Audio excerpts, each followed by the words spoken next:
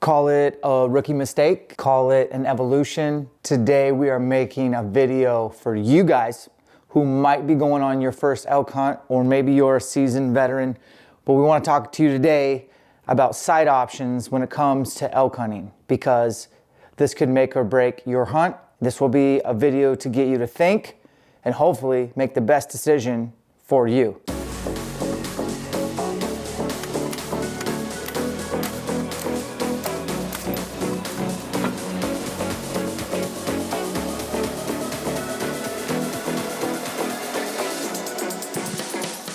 Background, we made a video, we're gonna link it right here, and we talked about how I used a handheld instead of an index for elk season this year. I've actually been doing that the last few seasons. It's worked out pretty well for me, but it's also cost me a few shots. If you wanna check that video out, we cover in depth kind of what we were thinking. I do wanna address a few things from that video, might as well do it now. If you walk around the woods with this on your D-loop, it will eventually come off. If you hike fast, if you go through brush. I've lost one this year for the first time, and that's exactly how I lost it. Secondly, I have a backup, duplicate, exact same specs. It's in my backpack at all times, and I run paracord through it to a buckle. And if you ever see me having that on, that's my punishment for losing my primary. It does dangle around, it makes a lot of noise, and I actually don't like it. The other thing that we saw on that video was, like, when your hands are cold, getting this on does make a little bit of a sound. And if it's raining, wet, snow, whatever, and your hands are cold, getting it out of your pocket can be cumbersome. I do like handhelds, I do like indexes. So here's what you need to know going forward. This bow, I'll break down the quick setup on it. I love this setup for pretty much all species except for elk, and I'll tell you why. So I'm going to have two setups next year. One for anything but elk and one for only elk. And I'll tell you what I'm looking at, and maybe this will help you out. This is the dual pin from Black Gold. This came out in 2022. Actually, the end of 2021 is actually when I got my hands on one of the first ones. And I have two pins, and they're a vertical post, and it's the best sight picture ever. I've always gravitated to Black Gold sights because of the housing size and the way that it lines up through my peep, and it's what I've used the most. It's very natural for me. I've also ran Fast Eddies from Spot Hogg. I love Spot Hogg as well. I feel like they make probably the most bulletproof sight on the market, and I've run the Fast Eddy dual pin there, and that's been great as well. If you're gonna run a sight like this for elk hunting, I'm gonna explain to you what you have to do, and this is what I tried to do, yet it still cost me. The first thing you're gonna wanna do is decipher where to put that top pin. I'm gonna recommend that you find what I call the sweet spot, where it gives you a margin of error and you can live with that. So, our home base at 25 yards. It's about 2 inches high when I shot for 20. Looks like my 30-yard shot was only about 1 inch low, and at 35 yards, 3 inches low. All that is within a margin of error that I find acceptable. All right, guys, so the home pin is set at 25 yards. We're running the dual track. Just gonna quickly test. Yep, we'll move up.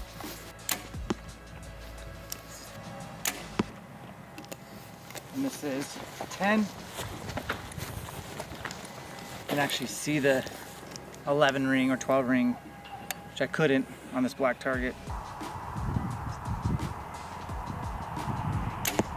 Is I set that top pin at 25 yards, and it's dead on at 25, and it's somewhere around 2 to 3 inches high, anything under 25 yards. So if you got a bull coming in at 17 yards, you're gonna be 2 inches high. That's not a big deal. Even on a deer, that's not a big deal.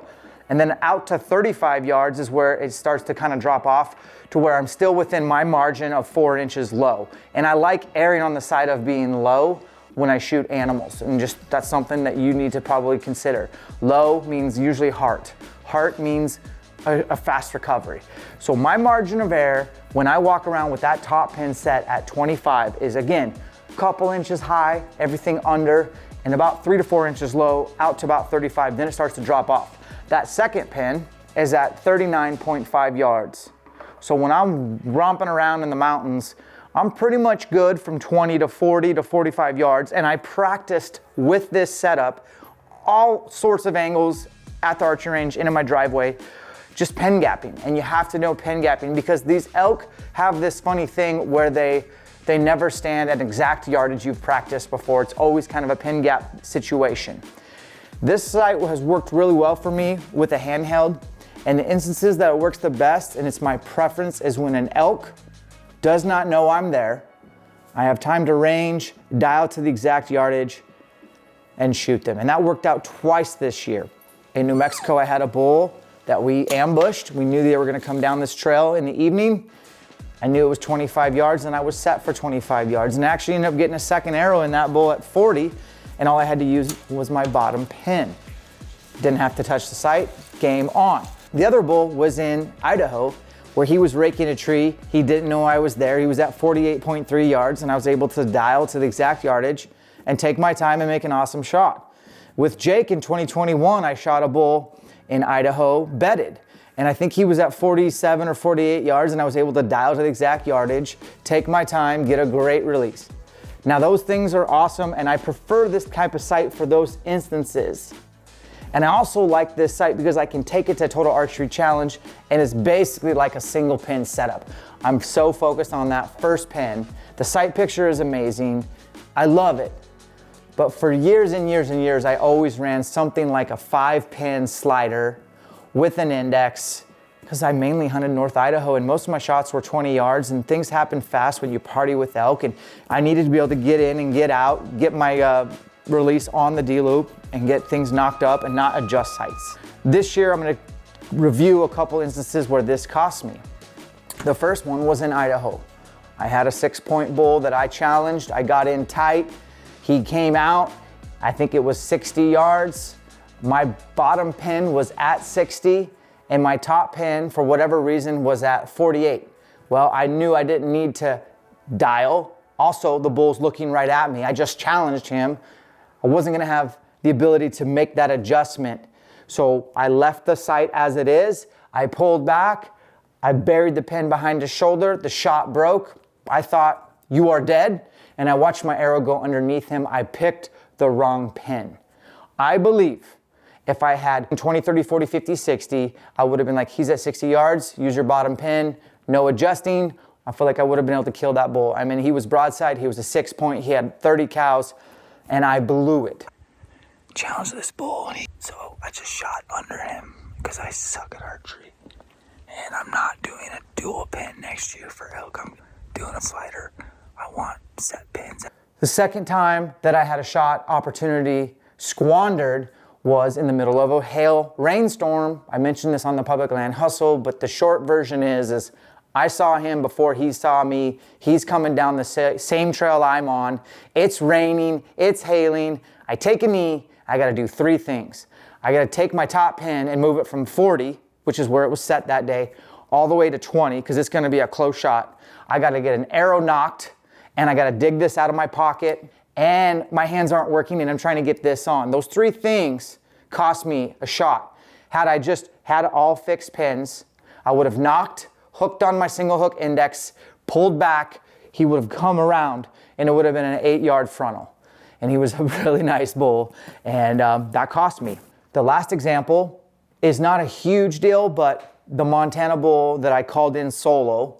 I use solo calling techniques where you get on their level, you make your last sound, you move up, and if they won't come, as soon as they bugle, you cut them off, get ready, it's gonna be a close shot, and sure enough, this bull comes in underneath me, steep shot at 18.9 yards.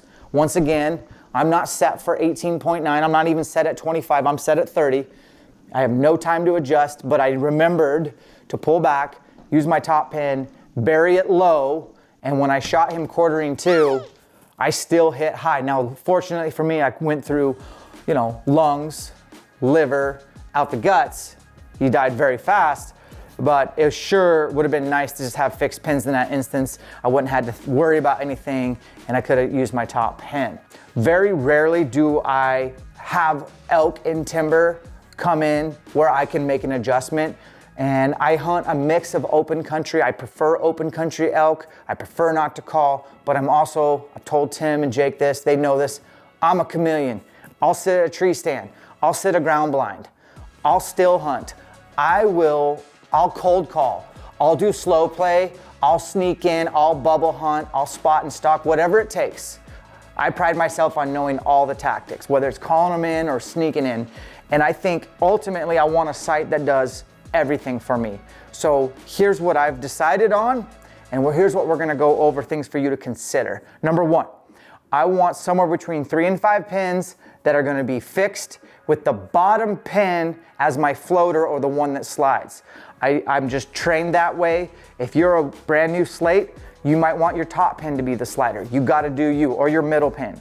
It's up to you to figure out your system, but I can tell you right now, it needs to be, that's one thing that I would say needs to be automatic. Embedded in your autonomic nervous system where you don't think about it, you just know your bottom pin is your slider. I like 4 pins. There's not a lot of site manufacturers that make 4-pin sliders. Black Gold is a company that you can actually order custom specs. And by the way, we have no relationship with Black Gold, so we pay full retail for most of the accessories on our bows. I would say I would go to Black Gold and I would order a 4-pin slider. The top pins 20, 30, 40, and 50. So 4 pins out to 50. You can choose the pin size and the pin colors. I like the rest of my pins to be .010. Small is better for me. You can mess with that configuration. I also like Black Gold's Pro sights, where I crack a set screw and it's just a click to move the sight, your windage, your elevation, and you can also set it up to where your entire gang can move together, or you can move one separately and it's clicks. So it's very accurate to getting the exact precision. Then it's up to you to practice on your own doing pin gaps where you're shooting 25, 35, 45, 55 and understanding your arrow's trajectory for where you're at. We're not telling you what heavy light means to us because we think you need to figure out what gives you the most confidence. We've gone over my bow before in other videos. So if you would have seen this, just scrub through. If you haven't, I'm doing this for you. So V3X29, the strings are twisted up pretty good. 78 pounds total pulling weight. Holding weight's like 11 pounds or something like that. We're spitting out about 285 feet a second with a 443 arrow. This is a RIP TKO. Looks like we got a Grim Reaper Micro Hades 3-blade 125. We run the gold tip trad 600 it's a stainless steel, and I think it weighs about 78 grains goes in there. Our FOC is right around 15%. I have a max helical to the left with those ElkShape Max Hunters. We got the Hamsky Epsilon, limb driven. We're running AEE stabilizers. These are the Mountain Series. That's a 12 with 1 ounce up front. That's a 6 with 8 ounces in the back. And we got the Black Gold dual track. This is an awesome sight. We run it through the bridge lock. It's 2 pins, it's a slider, it's awesome. I'm running the one-piece Low Pro from Matthews, very streamlined. I got the ElkShape side plates, and then these are Podium Archer custom strings that MFJJ used to make. That's a whole nother segment. We're gonna go down to SVA and make sure that Josh is not done string building because he does make good strings. These strings are beat to shit. Your strings shouldn't look like this. And also, I don't wax strings. So once they start looking like that, I usually replace them. I don't like putting wax on stuff. If I use wax, it's usually to keep just a little bit of wax in your field point, especially if you helical left, they don't come out. That's the setup. And we're gonna go ahead to Spokane Valley Archery and we're gonna look at some different sight options with MFJJ. This is your ultimate fixed versus single pin for elk, slider, non-slider. We're gonna figure this out today. FL PG-13. Nobody cares about who you're dating. How many? Oh, Wait, get rid of the backwards hat and go to the Mohawk. August, and it just kind of stuck. I don't think you go back. I'm not going to. Into it. I'm comment below. Are you into it? I'm into it. I'm feeling it. Yay or nay? Comment below. Do people care about Jake's social life? Well, let's get into it. There, let's hear that one. Do That's they way more wanna know? important. Go. That's where Do they want to know? Come on, Jake, share with the crowd. They want to know. It's like a good. I do it every year. It's a handle for your girlfriend. No, I do it every year. I do it every year in hunting season, but I always let it grow back and shave it equal, and then do my regular hair Looks again. good. But I'm just gonna leave it. It looks good. Hunting done. nose. Pot, kettle?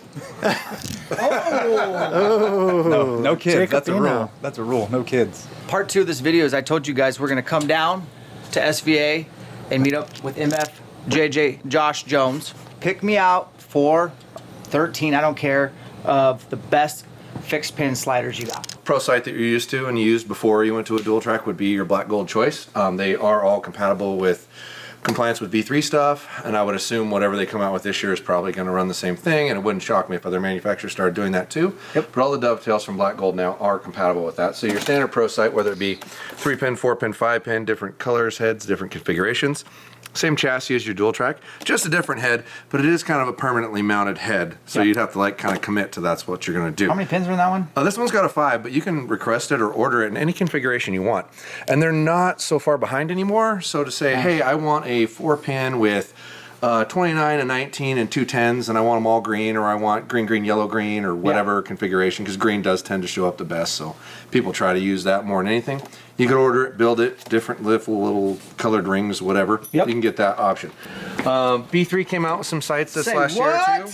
That is V3 compliant. It's already got the offset in it. Matches Is that a the hot dog in the dovetail. hallway, or is it fit No, pretty good? it fits real good. And you would know about fit being good. Fit 'em, yeah. Well, I have some experience in that realm. Really? So, but the movement's really cool, and they have something unique here that I haven't seen on any other site. So it's really fast to move.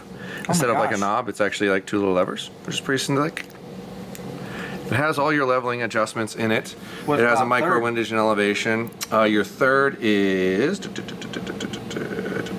it one of these on the side? I'm looking. No, your third would be like this. Why? Okay, really?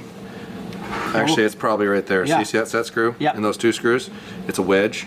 Like the 2 screws I was talking about? Yeah, you're right. The idea of the option is that you have a fixed pin sight that still has a movable pin in it that you can completely remove out of the picture. So you can get this head in multiple different configurations. They make an oval shaped head that's longer for more range, but because this head doesn't move up and down, that's your window of distance. So you're probably talking a 70 yard, maybe 80, depending on how fast you're shooting and how flat your trajectory is. If you're shooting a heavy arrow, you're probably going to stop at 60. What's a heavy arrow, by the way? Over 450, over Okay. 475, I would say is a heavy arrow.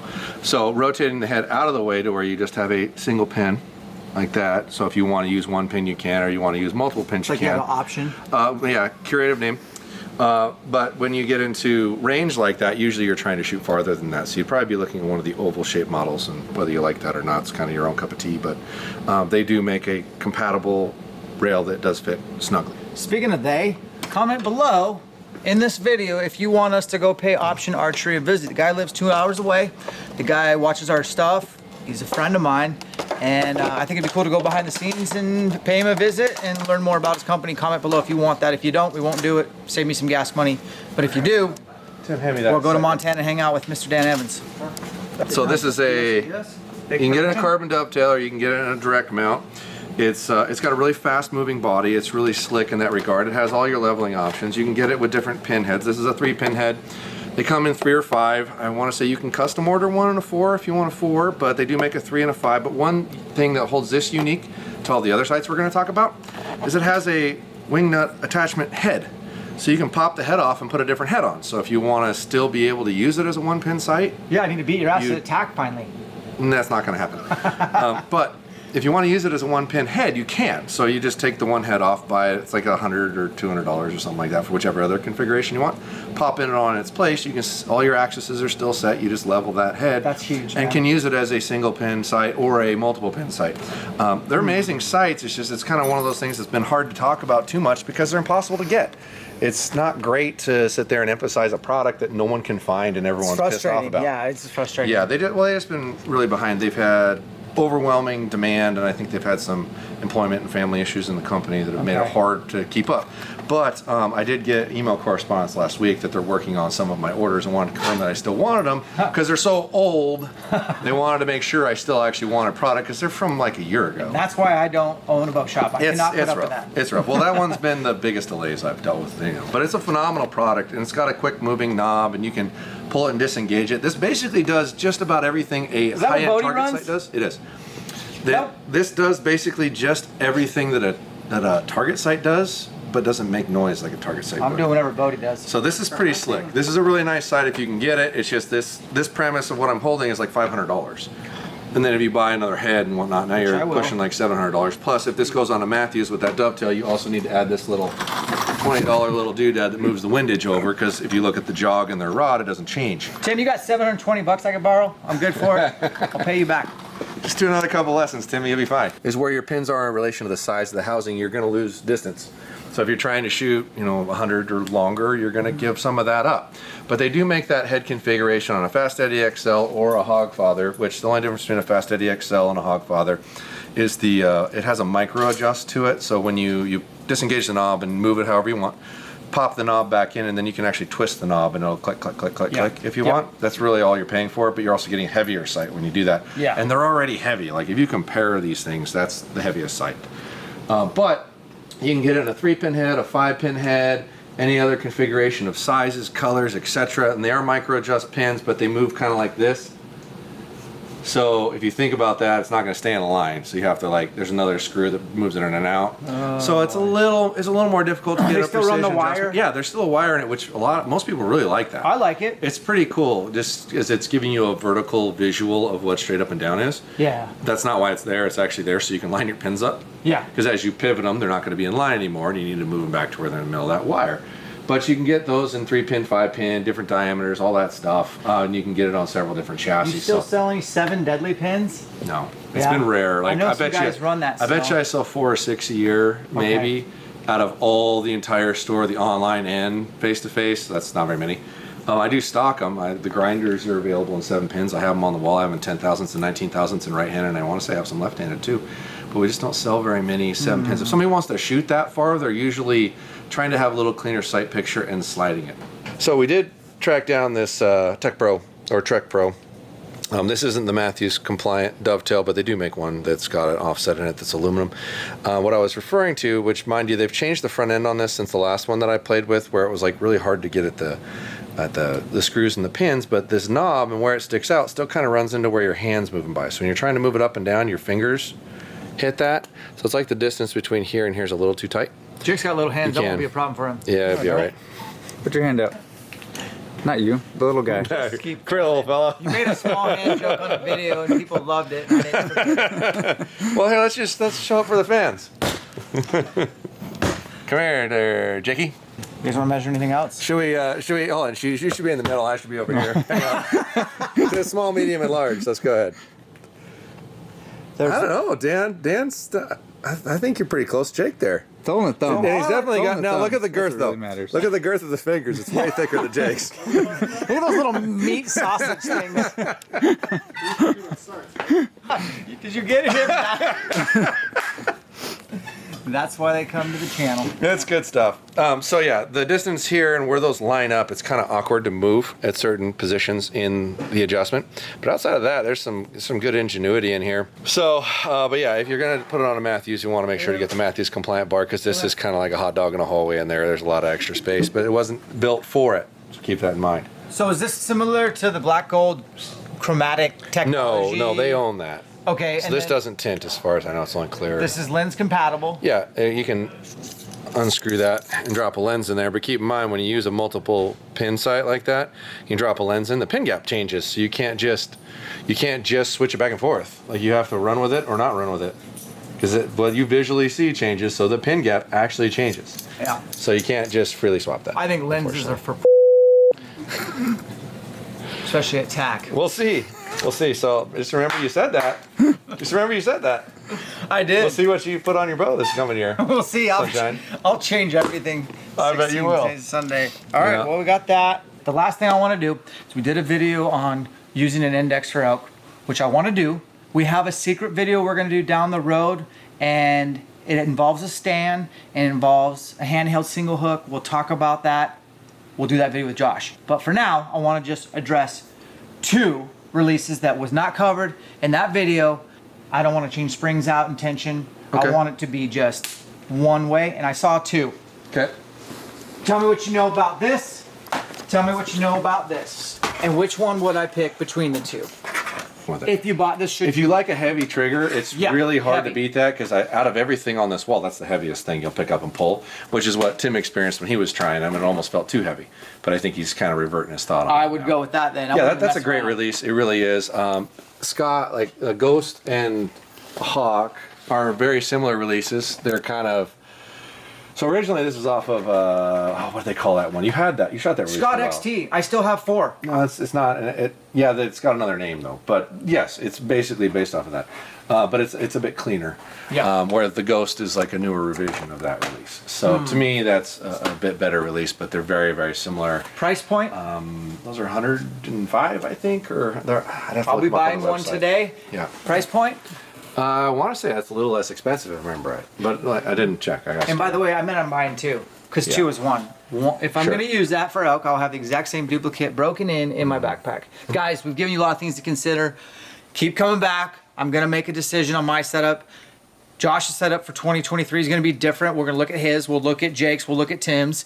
We're all trying to stay unbiased as much as we can because we owe it to you guys to provide, different flavors, different strokes for different folks. We appreciate you. Tap the sub. We need subs. 100K.